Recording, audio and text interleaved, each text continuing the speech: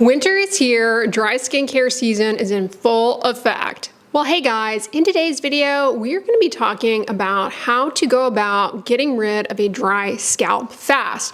I have a lot of videos on this channel all about winter skincare tips, how to address dry skin, the best products for dry skin, but let's not forget the misery that is having a dry, itchy scalp. Now, to be clear, there are many causes of a dry scalp. It could be atopic dermatitis. It could be a contact dermatitis. It could be, honestly, any number of things. And as always, the best way to go about solving any skin problem is to see a board-certified dermatologist to get an accurate diagnosis and get on the best path of treatment for you. However, today's video, I'm going to be giving you some very practical, inexpensive, if not free. Yeah, all of these things I think are free. They cost you no money. Tips that regardless of what is causing the dry scalp, these things are going to help you out. They're going to support either improvement or avoid exacerbation of. They're really simple things that you can implement. And the first one is to eliminate unnecessary products that you are using, whether it be for styling purposes, grooming your hair. So if you use a lot of styling products, pomades, gels, mousses, they may have ingredients in them that have become irritating to your scalp. You may have an underlying scalp condition going on that is subsequently being aggravated by the products that you are using. So try and dial down not only the number of products that you are using, but just, really stick to the bare essentials. Shampoo the scalp at a frequency with which your hair type tolerates, at least once a week for good scalp health, and a conditioner to neutralize the charge of the hair after shampooing to help keep the hair manageable. Try and really focus on what is the bare bones that I need here? What are the bare essentials? Am I using any hair care products that have ingredients in them that are commonly irritating to the skin,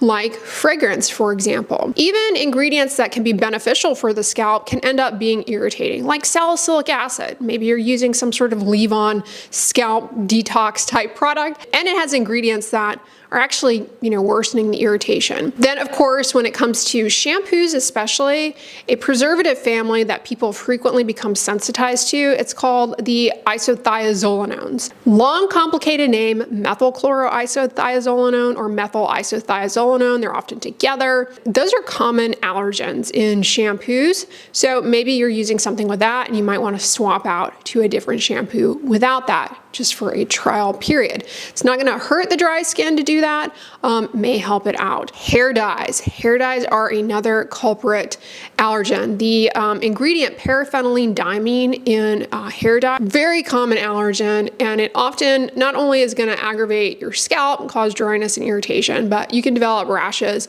along the hairline, behind the ears, the neck.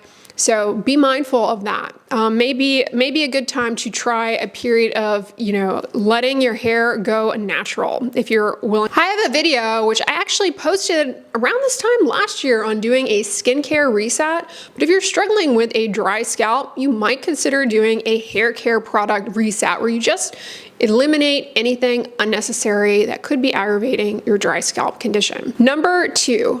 Kind of falls in line with analyzing the products that you're using. Check your shampoo.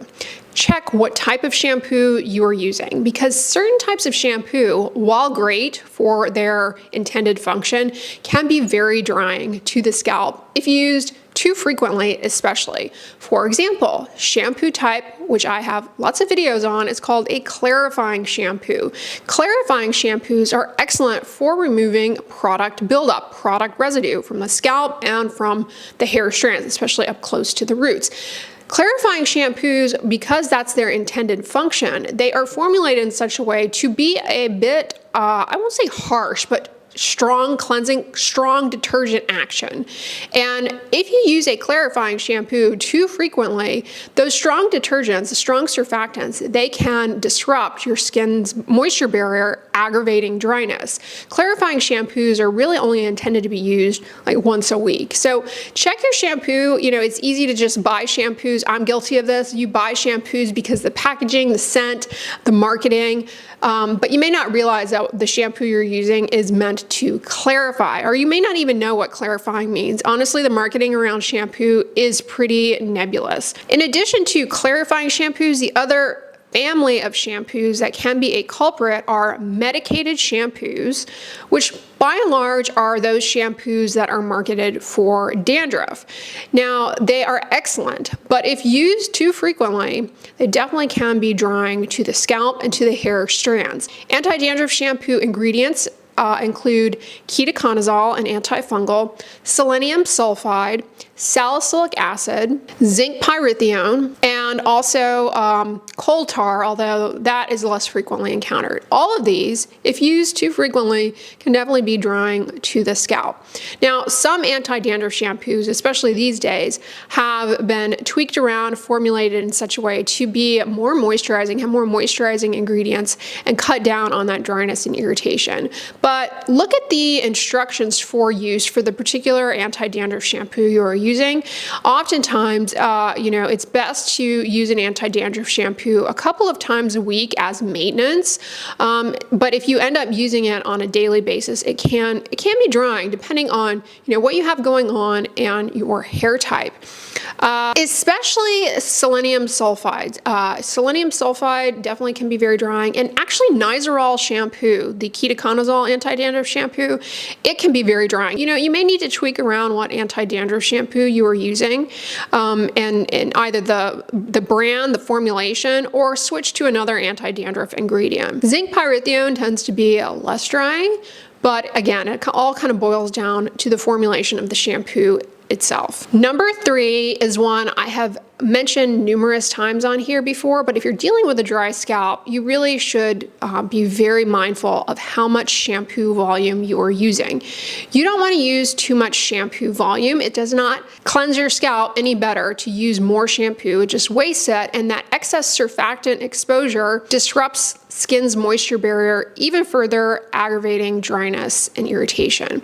Not to mention, using too much shampoo, you run into the issue where it becomes increasingly more difficult, requires more time in the shower to rinse out. So that's a setup for worsening the dry scalp. And either you end up with residue or you have to stay in there way too long, and that ends up making you even more prone to dryness, because long hot showers, we know, dry out the skin, including the scalp. You only need about a quarter-sized amount to adequately cleanse the scalp. And I often see comments like, my hair is too thick for that, there's no way.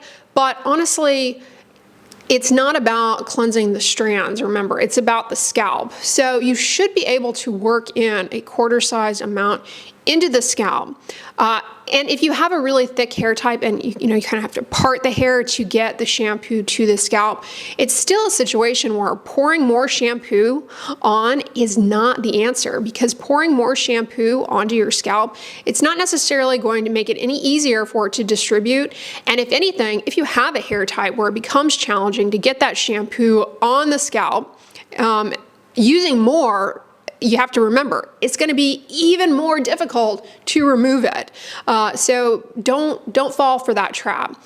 And shampoo bottles, they don't make it necessarily very easy on us. Oftentimes, they will just pour out very quickly. Shampooing the scalp is a pleasurable, relaxing experience, but you can still have that pleasurable experience using less shampoo volume. It's especially important if you're dealing with a dry scalp. And the benefit, as I said at the beginning of this video, these tips, they cost you nothing. And in this case, it's going to save you money because you end up going through the shampoo less often. Speaking of staying in there too long to try and rinse out the shampoo, the other thing you want to be careful of is the temperature of the water. I love a hot shower as much as the next person. I mean, who wants to take a cold shower? Although actually, I know that's very popular in certain wellness circles right now. But by and large, a cold shower is not the most enticing thing, right? But when it comes to dry skin, body, scalp, you name it, hot water is the dry skin nemesis. It's going to make it worse because the hot water really creates a force for more water loss out of the skin and further disruption of skin's moisture barrier. That's why we recommend bathing in lukewarm to cool water. You can kind of have your cake and eat it too if you're careful in the shower. I don't recommend a super hot shower, but if you want to enjoy a warmer shower, and you're okay with your body, it's not the skin on your body isn't dry, go ahead and enjoy that. Just keep your scalp out, and then when it comes time to shampoo, to rinse, dial the temperature back. It can make a huge difference, especially if you're in the midst of dry scalp. Along the lines of the volume of shampoo you use and the water temperature, we have to have a conversation about the hard water issue, which a lot of people deal with. A lot of people have hard water. Hard water has a high mineral content, and the minerals in hard water, they can disrupt skin's moisture barrier.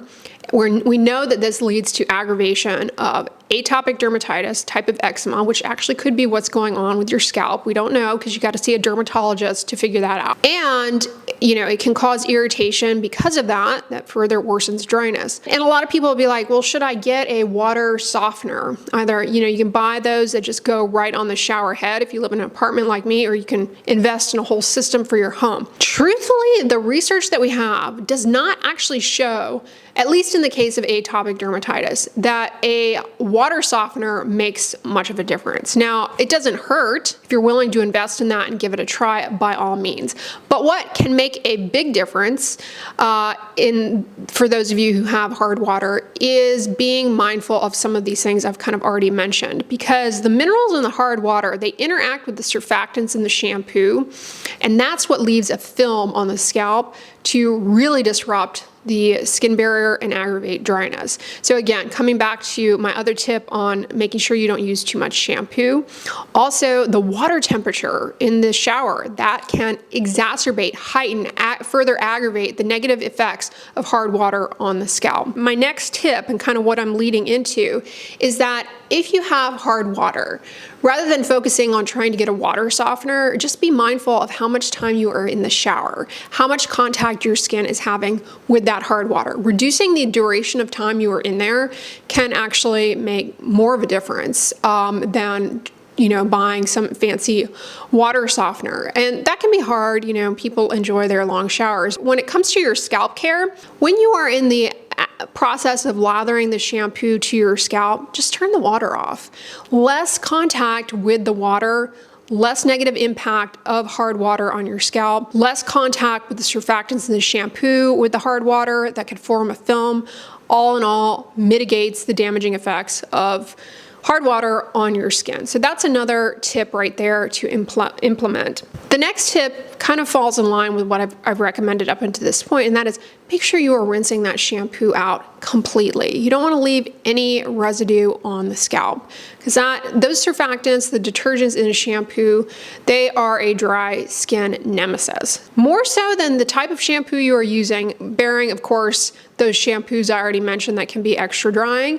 But people will be like, well, what's a good shampoo for a dry scalp? It's not so much about the shampoo itself, but rather how you are using it and the conditions in the shower that you can optimize to mitigate the negative effects of shampoos on the scalp. Because shampoo, it's a huge market, okay? There's no best shampoo for dry scalp, here you go. Some are gentler than others probably, but it's not clear. It's not like they're put to into a randomized controlled trial to really test that out. Now, when we're dealing with dry skin, especially if it's flaky and itchy, there's this tendency to want to scrub.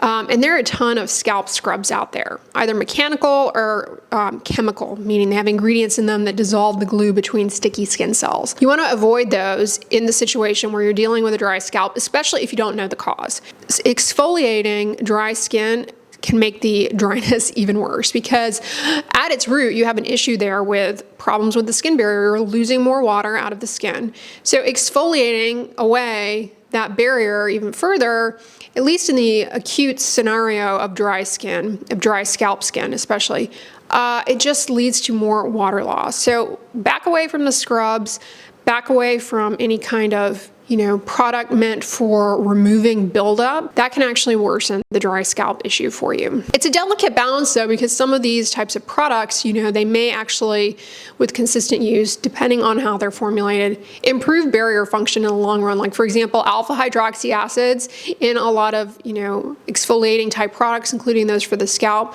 they can improve moisture retention. So that can be a good thing. But when you don't know what you're dealing with, the scalp is really dry, it seems to be flared up, I would not go down the path of using any kind of scalp scrub. It kind of gets back to the first point of reducing the number of products, cutting out anything that is unnecessary. My final suggestion to try, at least to prevent the worsening of dry scalp, is your heat styling practices.